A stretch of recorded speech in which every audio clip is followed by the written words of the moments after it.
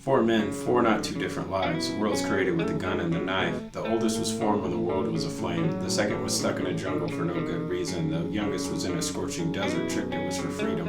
A fourth was out to the ocean, pushed and left. The youth of their life had been of theft. Faculties fading and the wheels not turning. Above all, he wanted to see if the fire was still burning. Every day was the same, a life that did not contain anything he was happy about or saw as his future. When the present would taper off into dreams of old, he knew his legs would not last to the end of the month or year.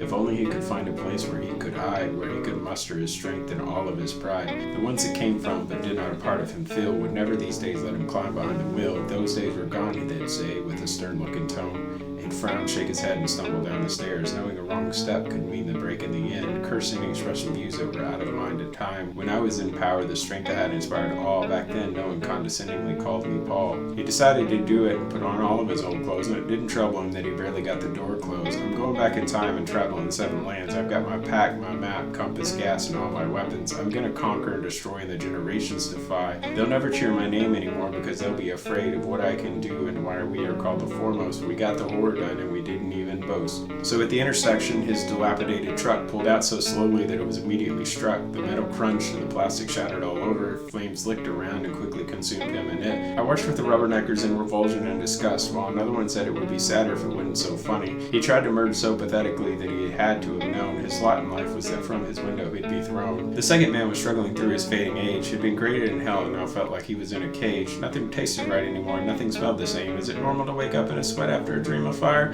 Will he ever sleep again, or will he always be awake? Roaming the sidewalk thinking about is estranged. His hat says identity, but his eyes said blinks. When he asked for help, everyone said no thanks. It's a problem, man. My life burned up in the grass. I regret that all I did was try to please the top brass. If it wasn't so hard and my knees would still bend, I'd return to the jungle where my ancestors lived. The thought of a plane or a traveling car to that place raised up in anger and a thought of repentance. It feels good to be free, says the band that had played. He forgot to skip, and with his whole being he had it paid. When he struck up a match that light the sweet leaf, his entire life came by and called him a thief. If I could go back and talk to the past, I'd tell it to find a new person to torment and a new ideology to fight against. After all, nothing is worth oppression and the causing of misery, and the megaphone blasts what he doesn't like or want to hear. He met the salesman with the extremely large eyebrows who was hostile to the fact that he just wanted to browse. But hey, he'd coolly show you all the new machines. He'd be very agreeable with you if you had the means. Choose from selection, after all, you know what is best. I've got a few recommendations though if you'd like to select. I care nothing for laws, just my paycheck. Business is business, forgot my lighter, here's the key. He spins the metal top round, round, and round, and when it stops, you bring the hammer down.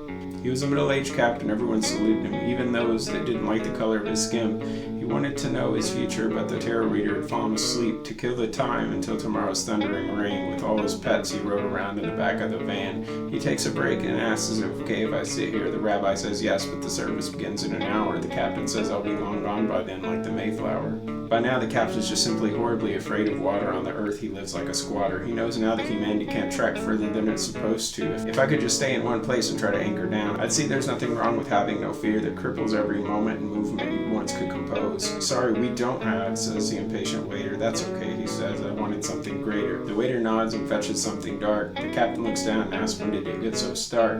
Well, probably it had something to do with you giving up on your mission, and now we want to see exactly if you have anything left or remaining. Or do you want to just keep reading gravestones to pass the day when you could be out there living on the bay? The captain shook his head and left him a tip. He knew the only thing left now was to get on a ship, preferably one with a large gas engine, no relying on sails, since those can blow away and run everything you have. The captain stares out into the ocean and wonders where's his son. He looks at the names on the column and doesn't see him. Now the anchor's pulled away and the ropes have been untied, while the captain's just wishing that he hadn't already died. The youngest man had been dirt breathed into, but ever since then his life had been turning on a screw. Now he just spends all this time watching video screens and telling people, no, you can't go in there, in a voice so disgruntled it barely counts as language. Yeah, that's all you're good for, to be a bully and a brute. An insensitive but marked off soul yelled in his direction, who had tried to get through without any protection. Is it normal to oneself despise, to look in the mirror but not greet your own eyes? He goes home to the same place that hates him. The whole husband thing isn't working out, and he'll have good news about his job as a father. He goes out on the lake and then swings some clubs. He counts down the hours until without judgment he can go to sleep, and he throws off his clothes and lays them in a heap.